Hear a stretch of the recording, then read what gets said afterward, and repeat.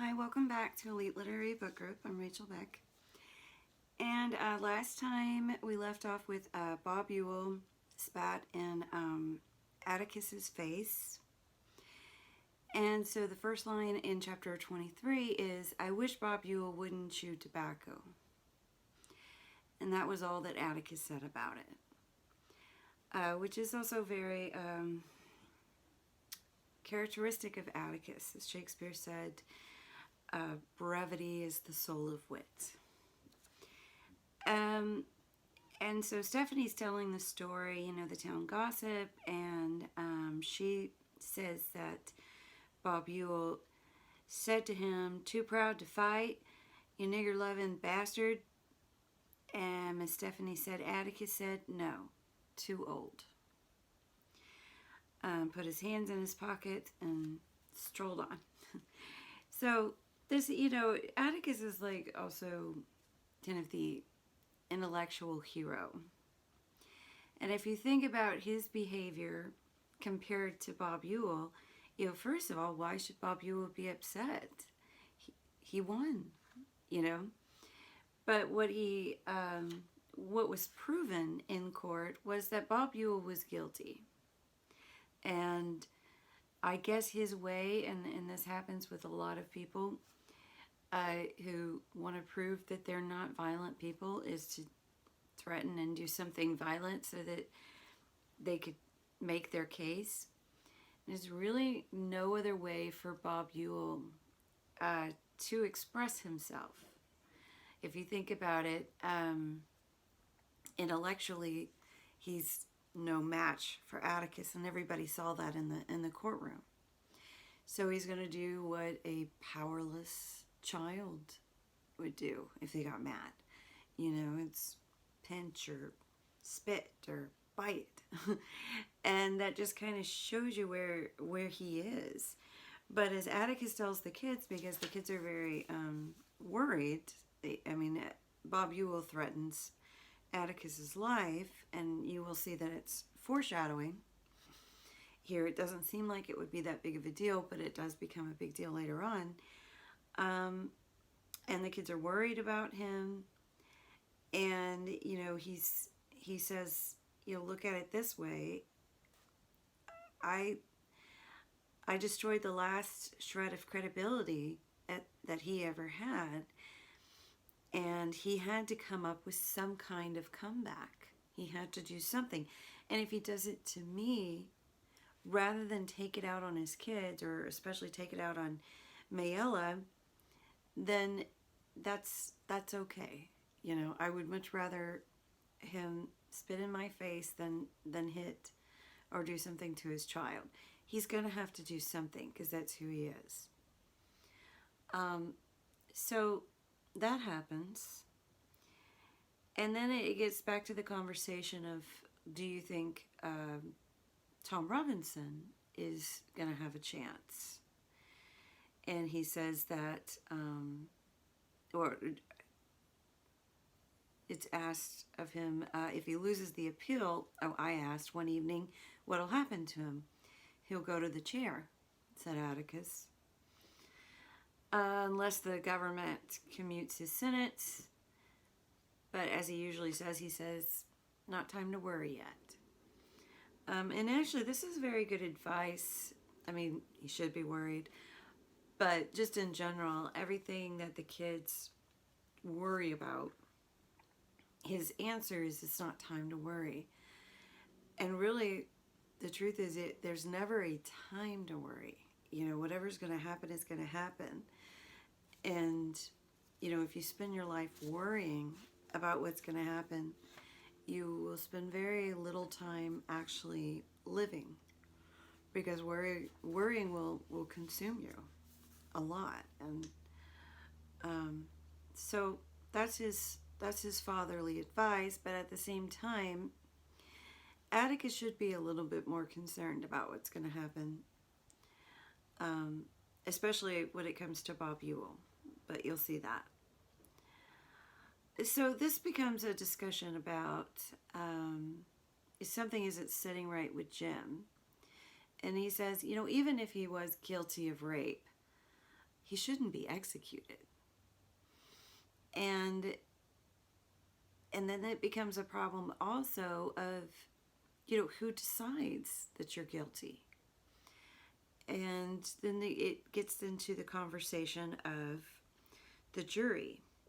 So I also get into this discussion of the problem of eyewitness testimony. And we're fortunate that at least today we have, if you ever watch forensics or anything like that, crime shows, you know that they want to have some kind of hard evidence. They want to have forensic evidence. And a lot of prosecutors won't even listen to a case unless there's some kind of evidence. They don't want to even take it to court. But it wasn't exactly like that in these days. For one thing, they didn't have forensics, and that, I think, caused a lot of innocent people to go to jail. And the other problem is it's like a political problem that he brings up about the jury. He says, well, first of all, how fair is the jury when the lawyers actually get to pick who they want? Because they know, if people have a certain value or prejudice, or they know the kind of person they want. So it's not like it's completely random. And he makes a good point to Jim about, well, what if, let's say, Link D's is on the jury, and it's a dispute between Miss Maudie and Stephanie or somebody like that, and he has business ties with one of them. Isn't that going to affect the way that he decides to go with this? And so if you take that up a notch, just think about politics. A lot of people, especially these days, we've seen, go along with something that they obviously don't believe, but are more afraid of losing votes from other people. So how can it not become a game? It has to become a game. And what gets dangerous about that is when you take the highest court that really should be leveling everything out, and if the Supreme Court is political, then we're really in trouble. So, these systems are designed to try to not have other issues pushing people to decide based on their own personal beliefs or whatever it is about them. That you want it to be a court that has, the integrity of the courts that's designed for justice. It's not designed for any other reason. But that isn't as black and white as it seems, because you still have to have people. And as we see, people are fickle, and Jim also brings up a good point, like, well, how come people like Maudie doesn't serve? Well, at this time, women couldn't serve. And, neither could black people. So all you had was an all-white male jury. You didn't have, a mix of people. And that would have been pretty terrifying if you were falsely accused of a crime. Because if there was anything that you did that other people knew about, let's say you had a reputation for something, maybe you cheated on your wife, then the case really wouldn't be about what's happening. It might be about what they've already decided about your character. So there's all of that is to say that it's definitely flawed, and Atticus's answer to Jim is that you're just going to have to go and try to change it. it's going to be a long haul. It's a long process to try to change the justice system. Let's see, what else did I want to say here? Okay, so then it gets back to, he says, well, you know, they decided Tom Robinson's fate real quick. And Atticus says, no, actually they didn't. And it might surprise you that one of the people who took a long time to convince was one that was actually a part of the old Sarum group, in one of the Cunninghams. And remember that he was part of that mob, or it was a relative of his. It's not very clear. It just says one of the Cunninghams. And Atticus is sort of grinning at him. And he said, you know, he actually could have, you know, because he helped pick the jury, he could have, you know, decided not to. He thought just on a hunch. Because Atticus is, he does know people very well. He's very intuitive. And Jim says, 1 minute they're trying to kill him, and then the next they're trying to turn him loose. I'll never understand folks for as long as I live. Well, like I just said before, they're fickle. They could go either way. But there was something about the Cunninghams that, something about their character that Atticus thought maybe he might actually get him on his, you know, duty aspect of, remember, this is your patriotic duty to serve the court.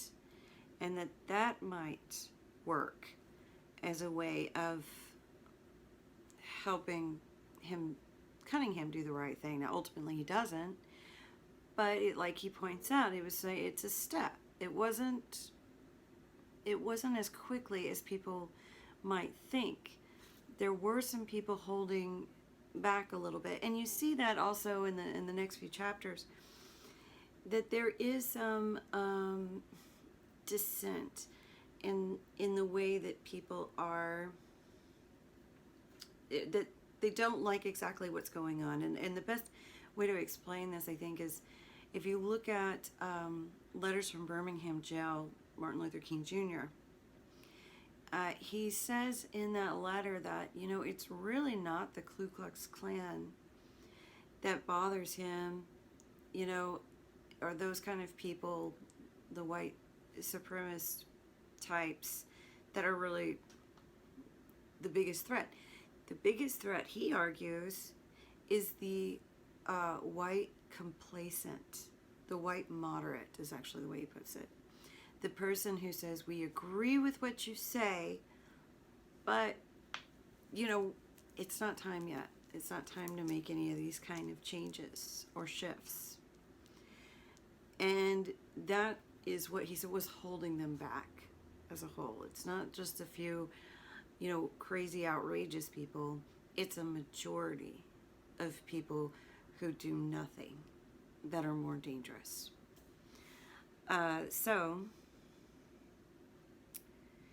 So Jim says that you actually put a man on the jury who wanted to kill you the night before. How could you take such a risk, Atticus? When you analyze it, there was little risk. He says there's no difference between one man who's going to convict and another man who's going to convict.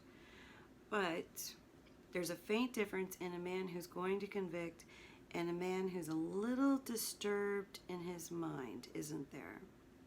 He was the only uncertainty on the whole list.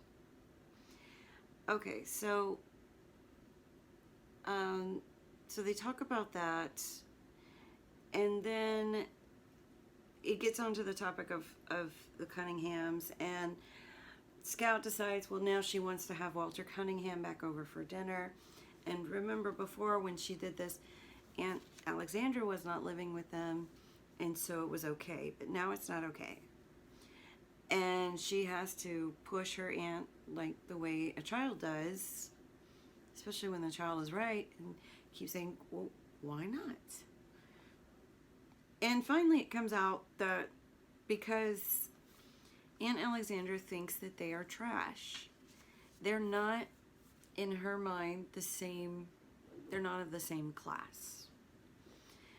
And that's just something that Scout, of course, can't understand, which it's always funny to me how it's the children who can't understand such stupid notions as things like class structure, that they don't get it. But somehow when you get older and more sophisticated and a grown-up, then you'll understand. But this is why Wordsworth said that the child is the father of man. Or why in Catcher in the Rye, you know, he wants to catch children from falling into the phoniness of adulthood, where you have to learn to conform and you have to learn all these rules. And in a child's mind, that shouldn't matter. And really, that's the truth. It shouldn't. But Aunt Alexandra is interesting in a way. You'll see that there's a little bit of a shift in her character in the next chapter. She does feel for Tom's family. She doesn't like what's going on. But she's also still just a woman of her time, where she's not quite all the way ready. She would have been one of those moderate people that Martin Luther King Jr. complained about. It's not that she's heartless, but she doesn't understand. She wants to see change, but she doesn't understand that it's got to change with also class structure. That she has a party this next round, and then you see, in comparison, she's not as bad as some of the other ladies in town. Well, let's just put it that way, and then I'll explain that next chapter. But here, these class distinctions exist. And then Jim tries to explain it to Scout later on and says, there's 4 kinds of folks in the world. There's the ordinary kind, like us and neighbors. There's the kind like the Cunninghams out in the woods. There's a kind like the Ewells down at the dump, and the Negroes. Well, what about the Chinese and Cajuns? I mean in Macomb County. The thing about it is our kind of folks don't like the Cunninghams, and the Cunninghams don't like the Ewells, and the Ewells despise the colored folks. And so you see that hierarchy there. Why the Ewells? They have to find somebody that they feel superior to, and that's how they, and that's why it's so important to them that they keep separated and so forth. Because it's all about dominance. You see, it's like the same thing with class structure. The people need, and that's just very much the ego, needs to feel superior to someone. But at the end, Scout makes a very interesting observation. She says, nah, Jim, I think there's just one kind of folks. And, you know, as I was looking back at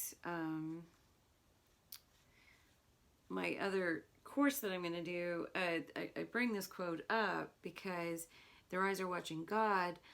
Zerl Neale Hurston grew up in an all-black community.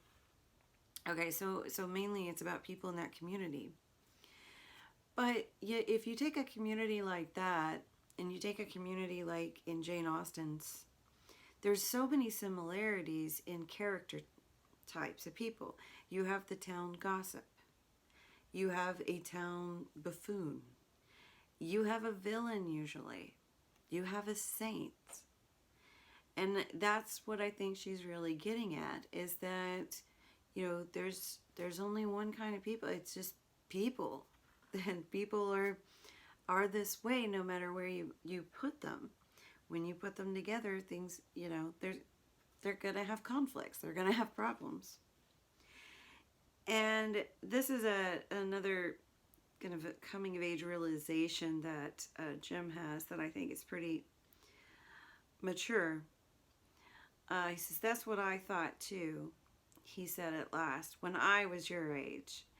If there's one kind of folks, then why can't they all get along with each other? If they're not all alike, why should they go out of their way to despise? If they are all alike, despise each other. Scout, I think I'm beginning to understand something. I think I'm beginning to understand why Boo Radley stays shut up in his house all the time. It's because he wants to stay inside." All right, let me get into chapter 24 now, since this doesn't take me very long. But this sets up a very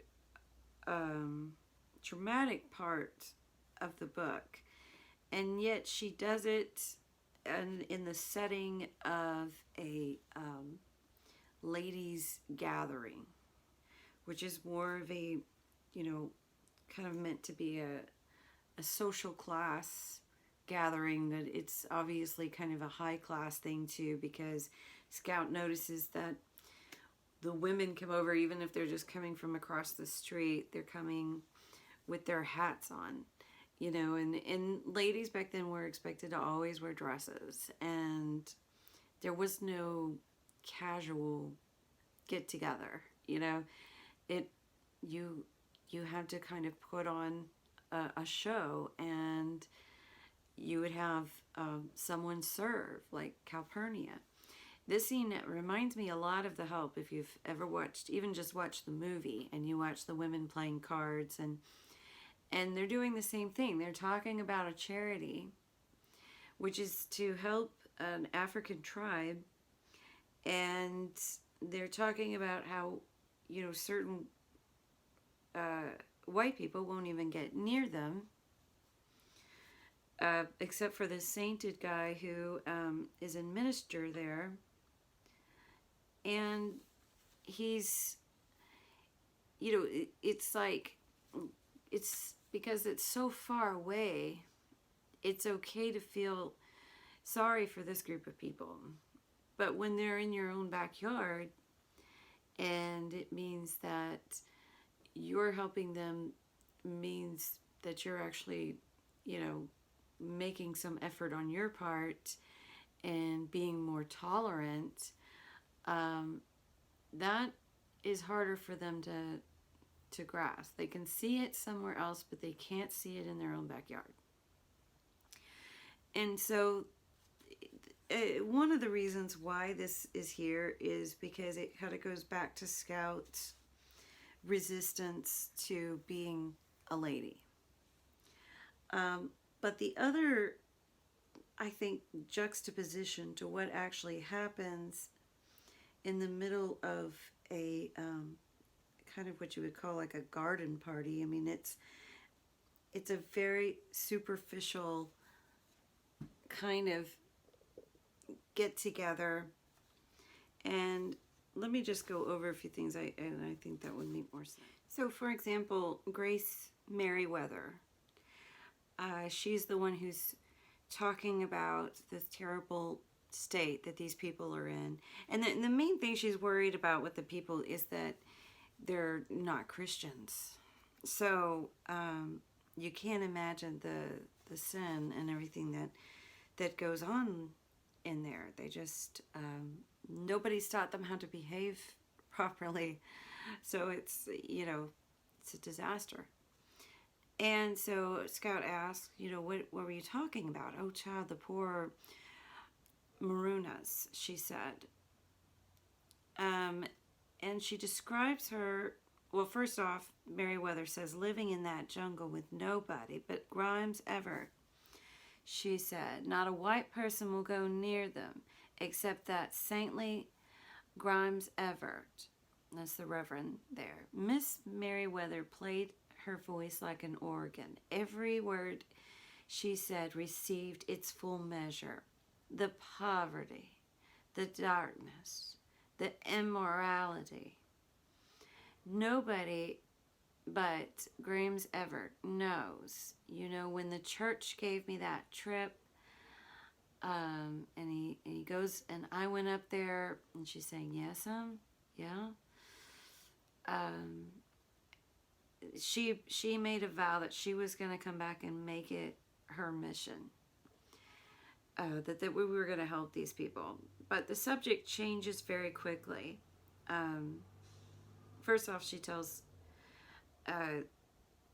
Scout that she's so fortunate because you live in a Christian home with Christian folks in a Christian town. Out there where Grimes Everett's land, there's nothing but sin and squalor. And Scout's just saying, yes, ma'am. Okay. And so there's all that. Then the subject changes, and she doesn't really go into the conversation. She says, what was that, Gertrude? Miss Merriweather turned her chimes for the lady sitting beside her. Oh, that. Well, I always say forgive and forget. Forgive and forget. The thing that church ought to do is help her lead a Christian life for those children. Some of the men ought to go out there and tell that preacher to encourage her. So Scout says, excuse me, Miss Merriwood, who are you talking about? Are you talking about Mayella Ewell?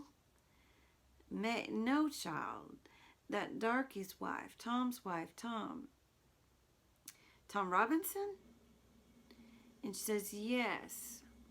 There's one thing I truly believe, Gertrude, but some people just don't see it my way. If we would just let them know that we forgive them, that we've forgotten it, and that the whole thing will be blown over. This is exactly an example of how false narratives take off. And what I mean by that is it's very obvious that Tom didn't do anything wrong. That, the case should have been thrown out. None of those facts matter. The only thing that matters to them is the story that he was convicted. And we're going to run with this story. And not only are they saying we'll forgive them, because what's implied here is the black community is rightly upset. And we know this because she gives an example of her own maid, and she says that, I tell you, there's nothing more distracting than a sulky darky. Their mouths go way down here, just ruins your day to look at it. And she said, I said to my Sophie, Gertrude, you know what I said? I said, Sophie, you're simply not being a Christian today. Jesus Christ never went around grumbling and complaining. And it did her good. She took her eyes off the floor and said, no, Miss Merriweather, Jesus never did that.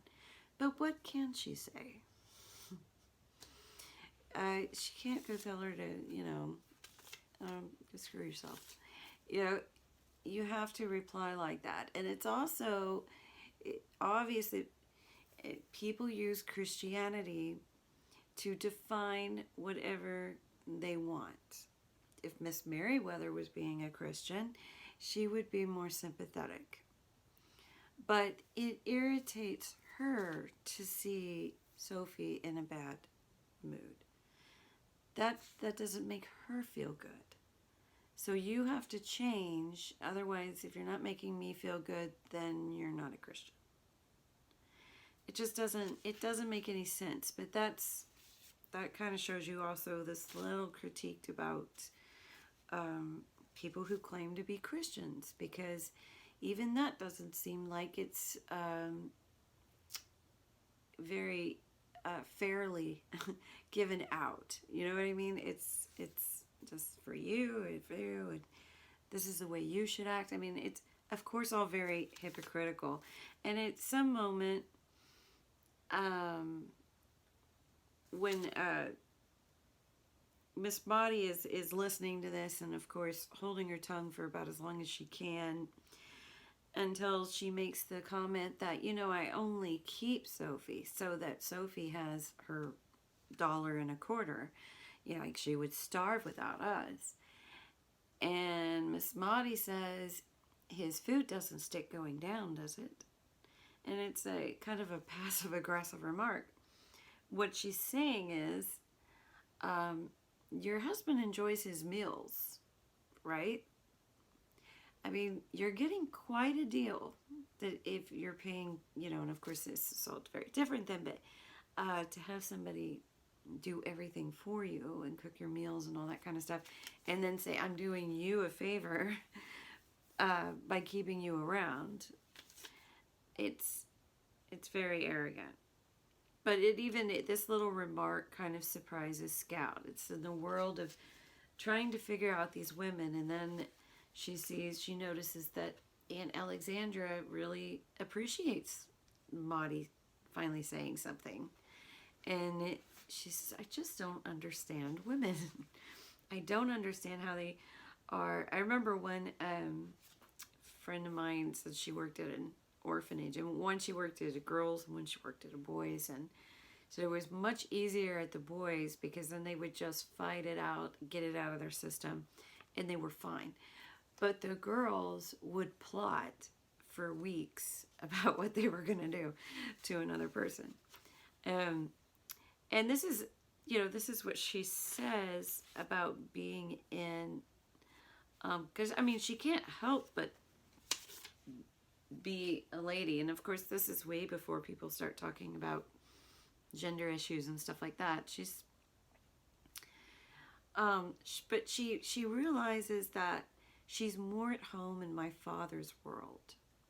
It says, people like Hecate didn't trap you with innocent questions and then make fun of you. Even Jim was not highly critical unless you said something stupid. Ladies seemed to live in faint horror of men, seemed unwilling to approve wholeheartedly of them. But I liked them. There was something about them. No matter how much they cussed or drank or gambled or chewed, no matter how undelectable they were, there was something, and she can't get up to the right word, and then someone else says, hypocrites. And of course she's talking about someone else. There's no self-awareness, but that's exactly what they all are, is hypocrites.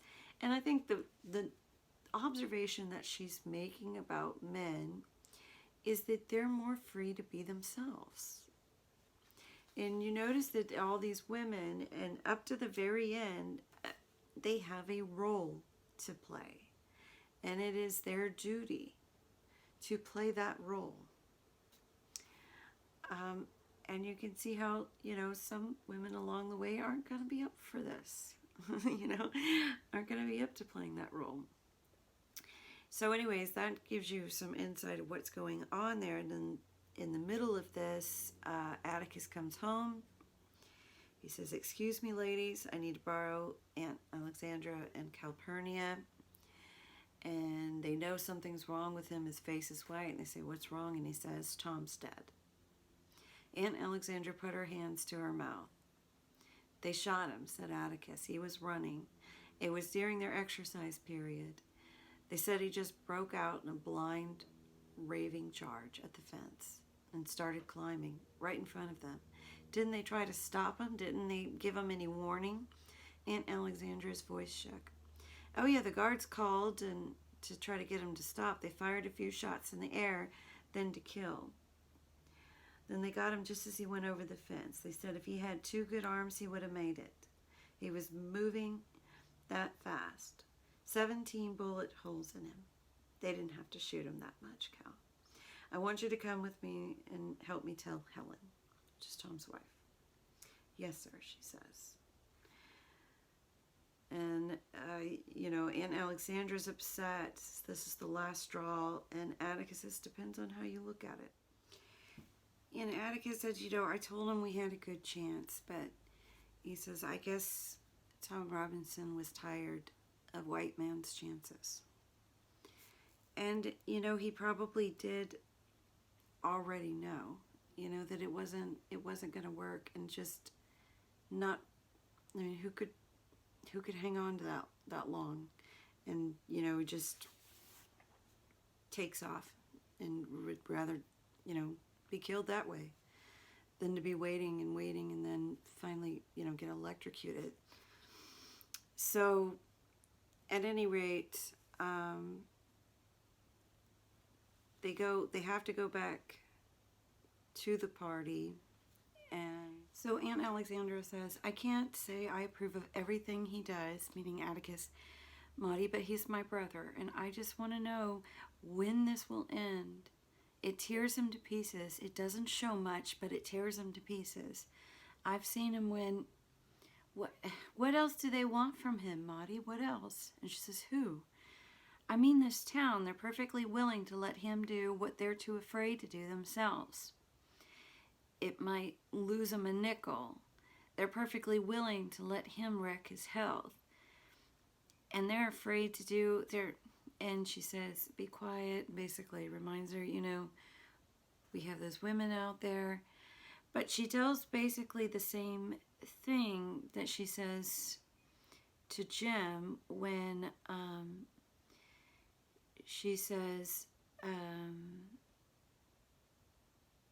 you know, whether she says to Aunt Alexandra, have you ever thought of it this way? Make them, whether they know it or not, we're paying the highest tribute we can to a man. We're trusting him to do the right thing. We're trusting Atticus with this. But it sort of touches on the same idea I was talking about with the responsibility of the community. They want change, but they don't want it to sacrifice any of their own lives and their way of living. And so who's going to do it? Who's going to be the risk takers? Who's going to risk their reputation? And it kind of goes back to what Martin Luther King Jr., the point that he was making is the biggest problem that we have is the white moderate, the do nothing. So at any rate, it ends kind of where they realize they've got the women they've got to serve, and I guess this is Scout's way of learning that to be a lady is to kind of swallow your tears and go back out there and be perfectly fine. And it seems kind of frivolous when I'm rereading it. I'm just thinking, you know, juxtaposed to what just happened, it seems kind of a silly way to end the chapter. But you have to realize that back then these women felt like being a lady was a job. It was their job. It was their duty. Let's go back and serve the hypocrites. Anyways, I'll leave you with that, and then I'll be finishing up soon. Hopefully, maybe 2 more videos. All right. Thank you for listening. I appreciate it. Goodbye.